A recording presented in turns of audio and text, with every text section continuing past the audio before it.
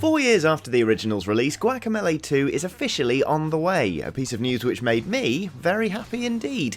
Guacamelee is one of my favourite platformers from the last 10 years or so. Now Juan is back for some more lively lucha action, the nice people at Drinkbox were good enough to send us a bit of gameplay and answer a few questions about the sequel. So without any further ado, here are 5 new things in Guacamelee 2.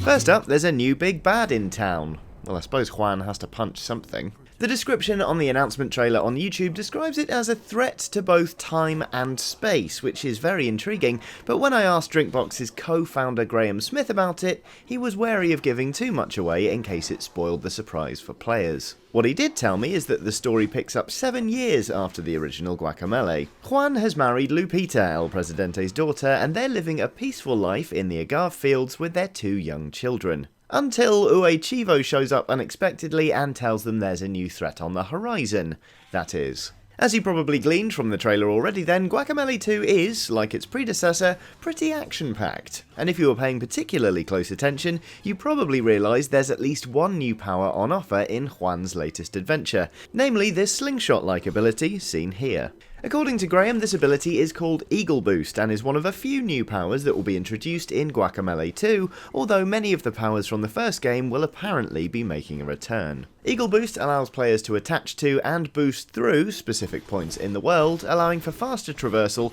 greater manoeuvrability in combat areas and, I'm told, new fast-paced precision platforming challenges. And speaking of special abilities, actually, you probably remember Pollo Power from Guacamelee 1, which allowed you to turn into a chicken. Well, that power is back in the sequel, and what's more, it's been seriously beefed up.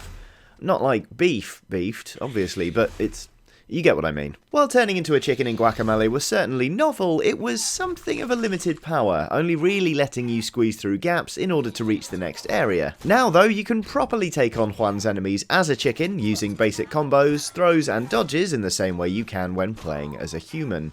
What's more, there are also some special abilities you can unlock for use specifically when playing as a chicken, including the imaginatively named Chicken Shot, a kind of diagonal dash attack. Gliding for long distances is also on the cards, so all in all, it sounds like Pollo Power is a lot more fun to wield this time round. I mean, it turns out chickens can hold their own in a fight.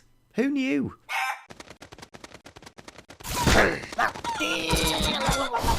Now, of course, if you played even a little bit of Guacamelee, you'll know the action is divided between 2 realms, that of the living and that of the dead, and that Juan has to swap between these 2 realms frequently in order to advance. The 2 realms make a return for Guacamelee 2, but, and I don't know if you're sensing a theme here, things are going to be done slightly differently.